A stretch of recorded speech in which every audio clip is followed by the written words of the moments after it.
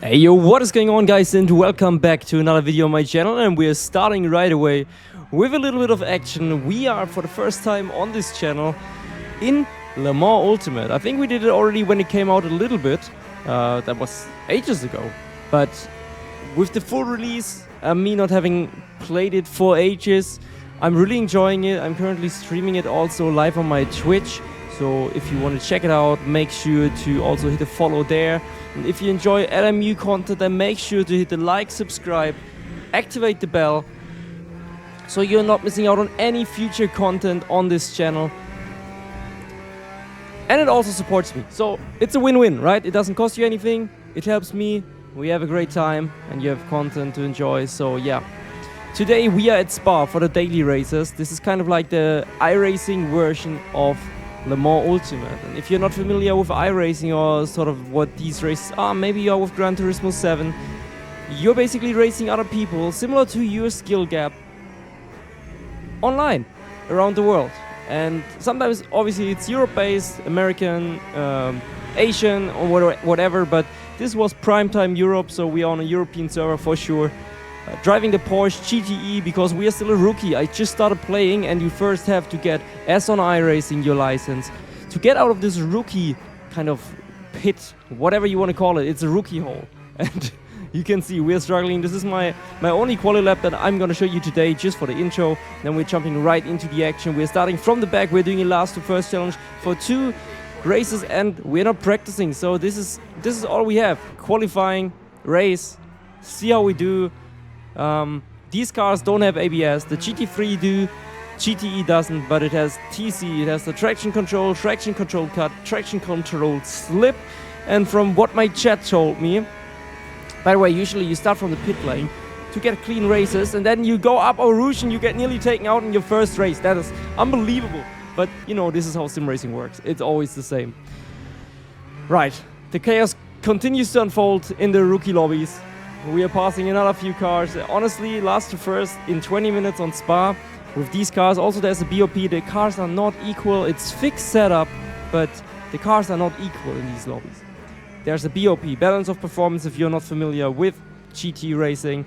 So usually how it goes, the head of regulations, like for example the FIA, they decide which cars need to add more weight or some other things to slow it down, or if some car is way slower from the past, then they usually give it a little advantage so it can be competitive and hopefully fight for wins and make it a little bit more exciting, let's say. But as you can imagine, this is always causing headaches because the BOP is not always right, and then you see not a balance of performance, but actually like overpowered cars and underpowered cars. But we are currently chasing this Ferrari.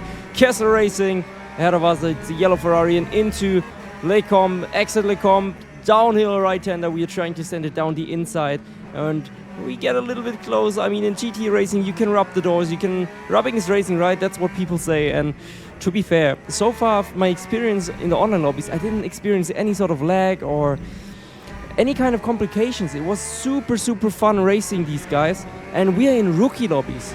Maybe the actual lobbies are worse, and we're going for another cent here. Super optimistic, but make it work.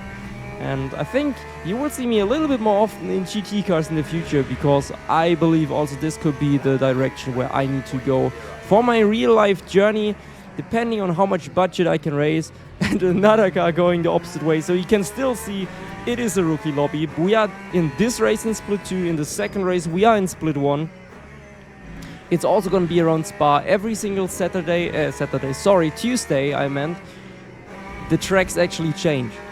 And so when the tracks change, it's like rotating, similar like iRacing. It's also on Tuesday every single week there's a new track.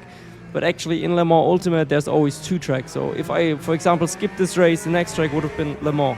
But if I do the Le Mans race and I want to join the next daily, which is starting literally like in a few minutes after you finish this race, like 5 to 10 minutes later maximum, so you can always keep racing. It's only 20-minute races, so yeah, but it's a ton of fun. You can really sharpen your skills, but it rotates, the tracks rotate.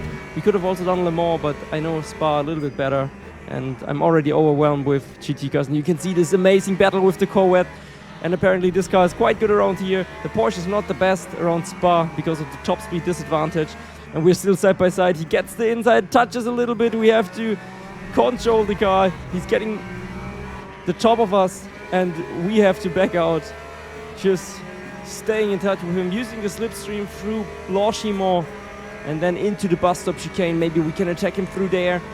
But the racing is so thrilling in these games. I don't know. In the F1 game, nothing happens. And honestly, you can see it's hard to pass. You don't get a big slipstream. There's no DRS. You can't use an overtake button. I mean, in the hypercars and LMP2 cars, I can't really tell. But right now, my aim is to get into the LMP2 category. So we are also trying to work our way up there. We are currently, I think, on the safety rating, a bronze level 1. We need to hit bronze level 3, and then the next level up will be silver. With silver, we are actually able to go racing in LMP2s.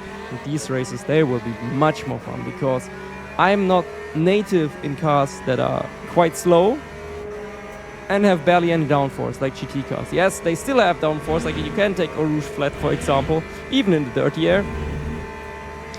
But yeah, it's just not like an F1 car or Formula car in general. I feel way more home in Formula cars. It's so much simpler for me to jump in there and be quick right away than in GT cars. But it's a different category and it's always good to sharpen your skills in sim racing. So if you're thinking, oh, should I do this, should I do that? What should I focus on? Obviously, you can become an expert in one car, but if you just enjoy sim racing and online racing, look at this fighting. Like, I would have not had this sort of battle in F1 cars. You're so long side by side, and this battle was amazing. Like, big shout out to Rivera, Santia, and then it all goes downhill. You can also see in the slow-mo, he starts accelerating instead of not hitting the brakes, rolling off the track because his momentum was already going off the track, and with that, our judge to the front has been kind of compromised, let's just say it like that. And this Porsche sounded like a TIE fighter from Star Wars or something. The end of race 1, we are finishing P8 from the pit lane. I'm quite happy with that. I hope for more or less, I don't know. At the beginning of the race I thought less, and this car also tried to do the same as us, but Walter was still wait at the pit exit for the other cars to pass. He kind of heard green flag and just pushed. Another car spun at a pit exit. And we also need to work on getting on the power there. Immediately lap 1, same thing again. This time not no Rouge but in Lecombe, but this driver was a little bit more aware. He probably thought we are super slow, so he tried to get past us again right away. Our tires are extremely cold because we were waiting in the pit lane. It's better to go out late, select a fresh set of tires and then go out. You can see we are making another mistake. I am not really confident in the bus stop chicane with these cars. It's really tricky. And I was still playing around with the TC. We actually optimized in race 1 our fuel management. Like, you can manage fuel. In these shorter races, it's not that important, but we selected literally the perfect fuel amount.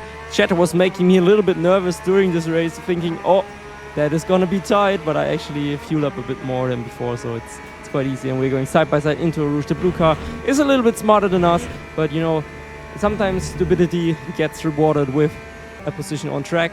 And now we're chasing the gray Ferrari, and we're going into our favorite corner. That is turn 1, 2, 3, 4, 5, 6, 7, 8.